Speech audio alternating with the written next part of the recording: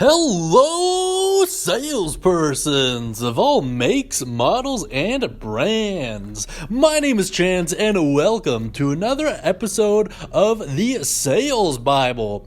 We're going to be continuing our prospecting series by taking a look at one of my favorite method of prospecting for a couple ways. Today we're going to be taking a look at local employees / residents, but we'll get into that residents part a little bit later.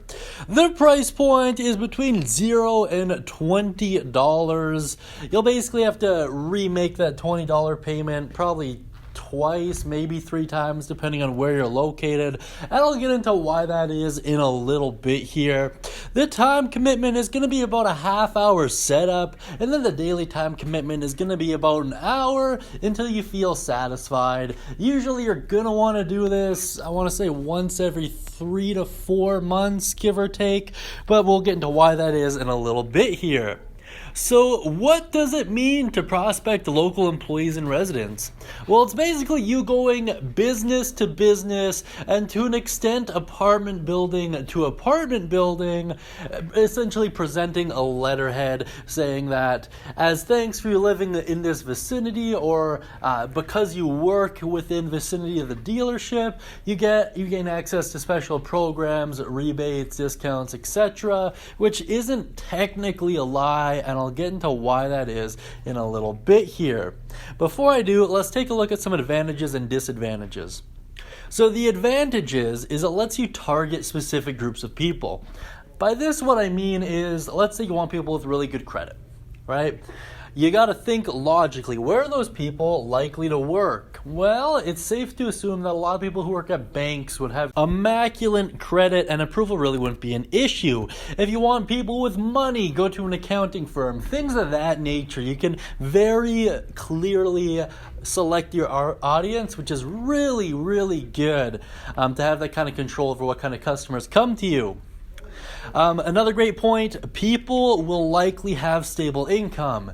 Odds are, if you go to a business or if you go to a nicer apartment building, those people are going to be making a decent chunk of change.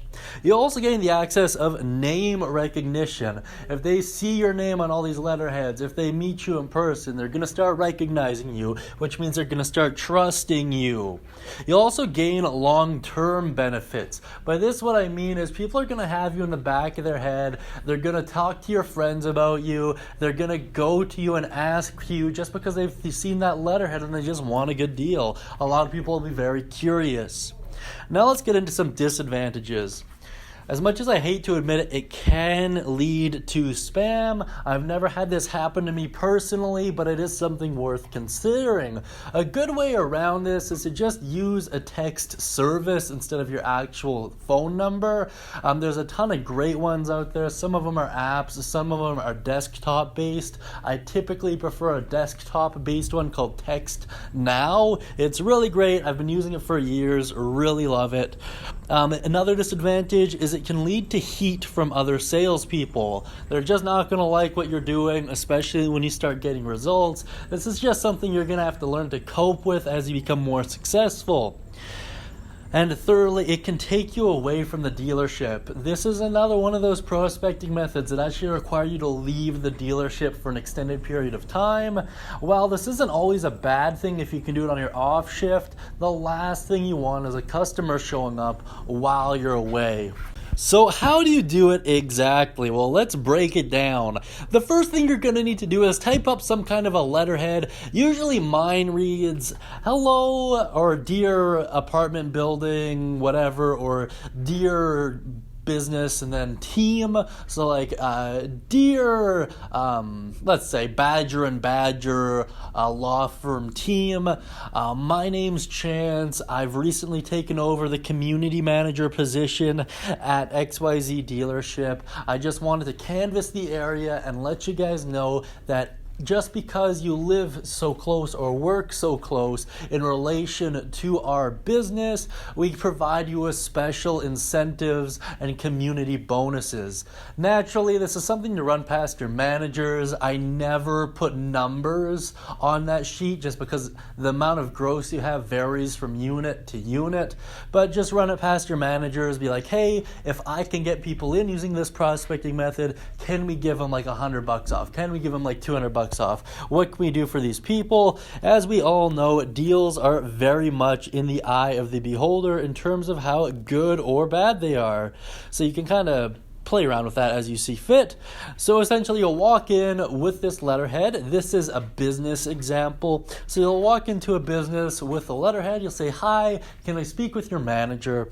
And they'll be like, of course. And then when they do pop up, you'll say, nice to meet you. My name's Chance. I recently took over the community manager position at XYZ dealership. I just wanted to come and introduce myself and hand off this letter to a couple of the local businesses here, to which they'll reply, thank you so much, Chance. And once again, you're going to want to drop one off every 3 to 4 months, just because A, it'll reaffirm that you're still there, and B, it'll also just help you introduce yourself to the new people there, just because some places have higher turnover rates than others, so it's just best to do it every 3 to 4 months. The apartment example is a little bit different because you're going to need to gain permission from the landlord. So I usually just send him an email with a draft of the document that I like to post up in their entryway. And I've never had one say no.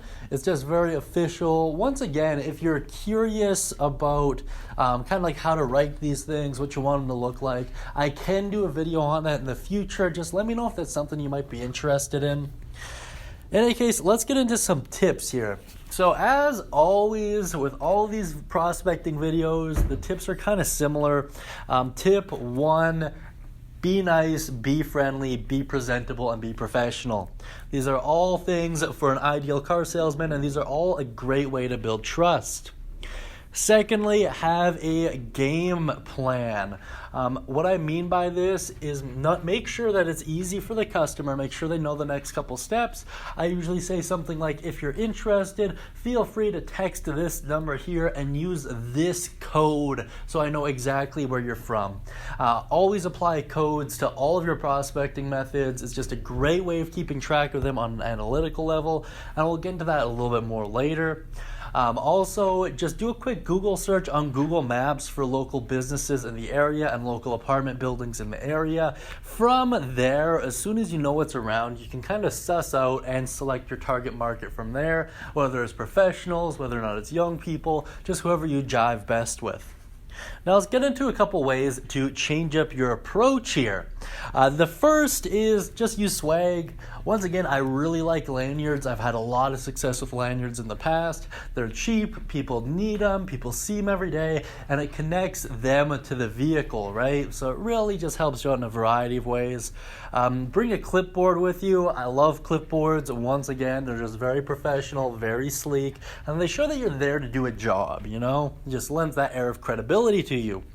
And thirdly, keep track of all of your analytics, especially if your manager is expecting you to give them a discount. It's very important that they track how many people are actually being affected by this and see if it's actually worth, I don't know, maybe reimbursing you through their ad budget or providing you some other kind of benefit. It'll also look really great if your manager ever wants to review your performance or if you ever want to renegotiate a better position. So keep track of analytics. In a future episode, I'm going to show you how to build a spreadsheet to keep track of them a little bit easier, make them more presentable, and just make them come across as more professional and valid. And on a side note, those metrics and those analytics will give you a better indicator of how to best spend your time, which is something I don't see a lot of people talking about in the car sales industry, is time management.